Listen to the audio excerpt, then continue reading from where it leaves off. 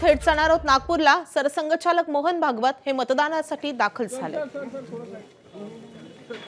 तर दरवेळी मोहन भागवत हे मतदानासाठी अगदी सकाळी सुरुवातीलाच हजेरी लावत असतात आणि त्याप्रमाणेच आज देखील मोहन भागवत हे निवडणुकीची प्रक्रिया मतदानाची प्रक्रिया सुरू होण्याआधीच मतदान केंद्रावर दाखल झालेले आहेत। नागपूरवरून ही थेट दृश्य आपण पाहतोय। मोहन भागवत हे मतदान केंद्रावर दाखल झालेले आहेत आणि काही वेळातच मतदानाच्या प्रक्रियेला सुरुवात होईल। अगदी 10 मिनिटांमध्ये मतदानाला सुरुवात होणार आहे। तत्पूर्वी मोहन भागवत हे मतदान केंद्रावर दाखल झालेले आहेत।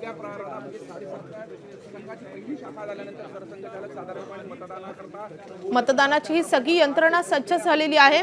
आपण ठिकठिकाणी बघतोय काही मतदार हे अगदी पहाटेपासूनच मतदान केंद्रावर आलेले आहेत आणि त्याप्रमाणे मोहन भागवत देखील दाखल झालेले आहेत। आपले प्रतिनिधी रजत वशिष्ठ आपल्या सोबत आहेत। रजत, जसं तुम्ही सांगत होता त्याप्रमाणे मोहन भागवत हे मतदान सुरू होण्याआधीच मतदान केंद्रावर दाखल झाले।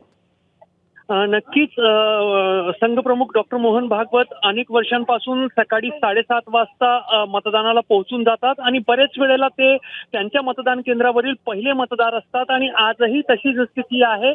खरं पाहिलं तर संघाचा नेहमीच 100% मतदानाचा आग्रह राहिलेला आहे आणि त्या अनुषंगाने कृतीतून कुठंतरी एक उदाहरण ठेवण्याचा प्रयत्न जो आहे तो सरसंघचालक आणि सर्व संघाचे वरिष्ठ पदाधिकारी करत असतात आणि त्याच अनुषंगाने आज अगदी पहिल्या मिनिटालाच संघप्रमुख डॉक्टर मोहन भागवत यांचा मतदान जो आहे तो पार पडणार आहे। गेल्या वेळेला नागपुरात फक्त 54% मतदान झालेलं होतं आणि निकोप लोकशाहीसाठी हा मतदान जो आहे तो वाढणं आवश्यक आहे आणि त्याच अनुषंगाने आज जेव्हा पहिल्याच मिनिटाला सरसंघचालक डॉक्टर मोहन भागवत मतदान करत आहे, नक्कीच नागपूरमध्ये आज जास्त प्रमाणात मतदान होऊ शकेल अशी अपेक्षा आपल्याला धरता येईल। नक्कीच कृतीतून मोहन भागवत हा संदेश देतात की सगळ्यांनी घराबाहेर पडलं पाहिजे आणि मतदानाचा हक्क बजावायला पाहिजे।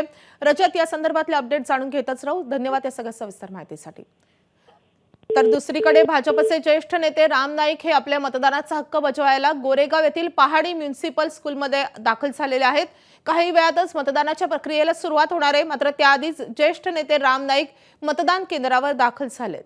आपण दोन दृश्य बघत होतो। एका बाजूला मोहन भागवत नागपूरमध्ये त्यांच्या मतदान केंद्रावर दाखल झालेले आहेत।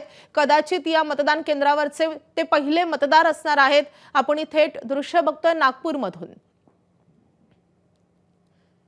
आणि दुसऱ्या बाजूला राम नाईक, ज्येष्ठ नेते राम नाईक हे देखील मतदान केंद्रावर दाखल झालेले आहेत। ते देखील काही वेळातच त्यांचा मतदानाचा हक्क बजावतील। तरी दोन महत्त्वाचे दृश्य। राम नाईक भाजपचे ज्येष्ठ नेते हे अगदी मतदानाची प्रक्रिया सुरू होण्याआधीच गोरेगाव मधल्या त्यांच्या मतदान केंद्रावर दाखल झालेले आहेत आणि दुसरीकडे मोहन भागवत देखील मतदान केंद्रावर दाखल झालेले आहेत। त्यामुळे काही वेळातच हे दोन्ही नेते त्यांच्या मतदानाचा हक्क बजावतील। ही महत्त्वाची दृश्य आहेत, कारण मतदारांमध्ये जागरूकता निर्माण करणं हा महत्त्वाचा उद्देश आहे आणि त्याच उद्देशाने हे नेते किंवा महत्त्वाच्या व्यक्ती या आता मतदानासाठी बाहेर पडतायत। एबीपी माझा, उघडा डोळे बघा नीट।